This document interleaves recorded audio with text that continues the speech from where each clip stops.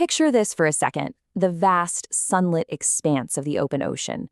You've got these colossal cargo ships cutting through bright blue waves, basically carrying the lifeblood of our global economy. It's cinematic, right? Well, today, in this explainer, we're exploring a legal framework that operates on that exact same epic scale. It's called Section 80 of India's Legal Standards for the Discharge of Indian Seafarers. Now, I know what you might be thinking. Dry maritime code? No way. This is actually a brilliantly constructed, empowering shield. It's literally designed to protect workers in one of the most unpredictable environments on Earth. We're going to break down how this law functions as a series of really powerful guarantees. It's honestly almost like a movie script that ensures the hero actually makes it home safely.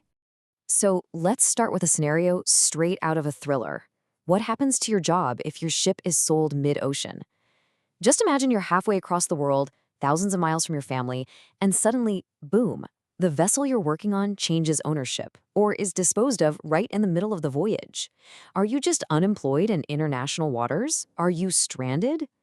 I mean, this is the ultimate maritime plot twist, and it's exactly the kind of high-stakes scenario this legal standard was written to solve. Act 1. The end of the line. Okay, let's dive right into this. To really get how the law handles these crazy mid-sea emergencies, we've got to understand the baseline first. Section 80, subsection 1, establishes the bright standard expectation for how a seafarer's contract naturally wraps up. It states, quote, "Normal discharge. A seafarer on an Indian vessel is discharged in a prescribed manner upon the natural termination of their engagement." Basically, this is that smooth, sunny dockside process everyone hopes for, right? The contract period ends, the ship pulls into a bustling, vibrant port, and the seafarer is discharged exactly as agreed upon. It's organized, it's predictable, and it's fair. But, as we all know, the ocean is rarely predictable, and businesses, well, they're always shifting. Act 2. The mid-sea plot twist. So what happens when things don't go according to the script? We're taking our narrative away from the safety of the harbor and heading out into the dynamic open ocean with subsection 2. This part deals specifically with that wild scenario we just talked about, when a vessel is transferred or disposed of while at sea or on a voyage to a port outside India. When that corporate plot twist happens, the law makes absolutely sure the seafarer isn't just handed over like a piece of cargo. Instead, they're given two distinct legal paths.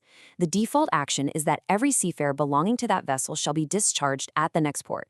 Basically, the contract hits the pause button safely on solid ground. But there's an alternative. The seafarer can actually give their consent in writing to complete the voyage on that vessel, assuming it continues under the new circumstances. It's all about agency. The law empowers the worker to choose whether they want to step off the stage or see the voyage all the way through to the closing credits. Act 3. Rules of repatriation and wages. But what if they do choose to step off, or the voyage just flat out ends? That brings us to subsections 3 and 4, which I like to call the seafarer's financial and travel plot armor. This is where the law really steps up to shield the worker from the fallout of corporate decisions that are, let's face it, made way above their pay grade. Let's look at the exact wording from subsection 4.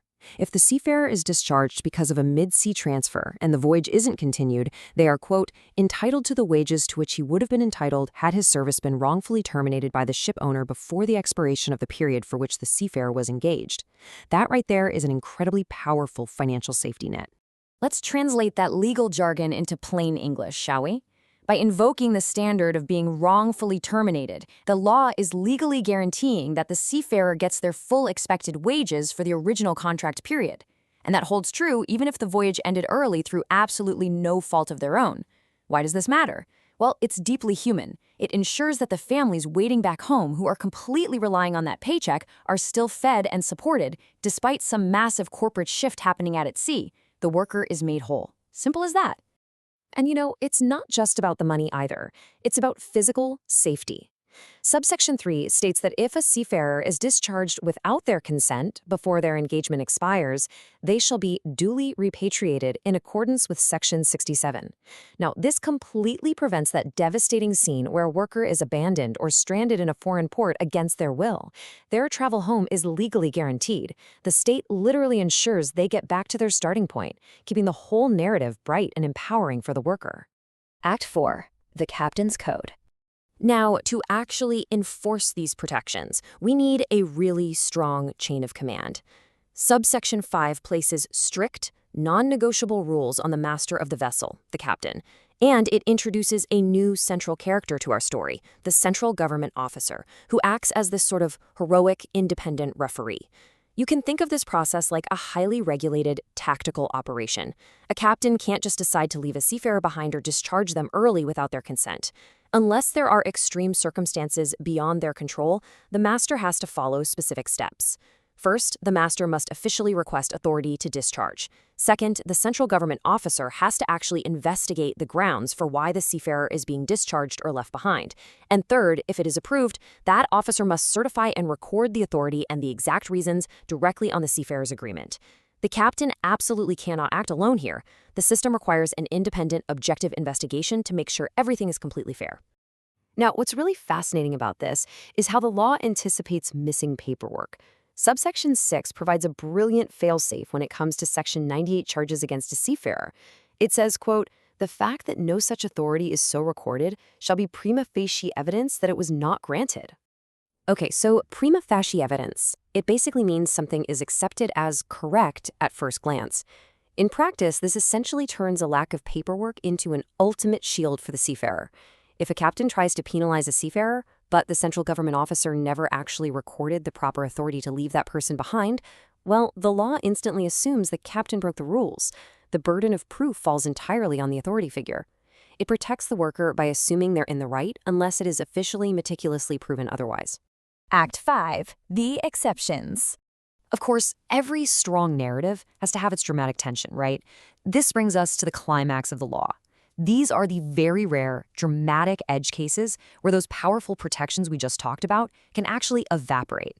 So the crucial takeaway here is that a seafarer is incredibly well protected, as long as they hold up their end of the bargain.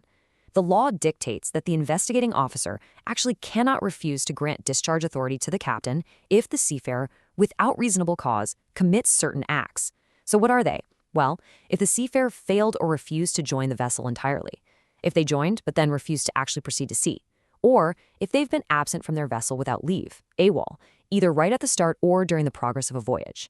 In these specific cases, the seafarer has legally forfeited their own plot armor. And how long does a seafarer have to be AW before they cross this legal point of no return? 48 hours.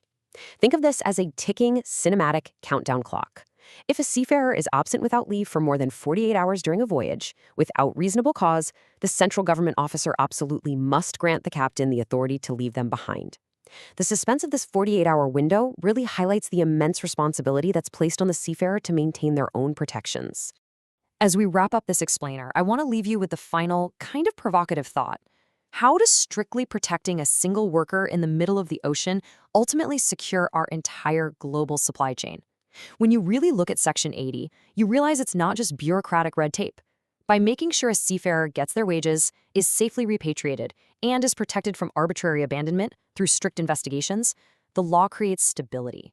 It transforms a highly volatile, super remote workplace into a structured, reliable environment.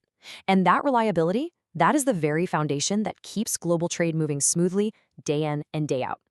Thank you so much for joining me to unpack the movie-like stakes of maritime discharge laws. There's honestly so much more to explore in this space, and I really hope this leaves you eager to dive deeper into the fascinating world of maritime law.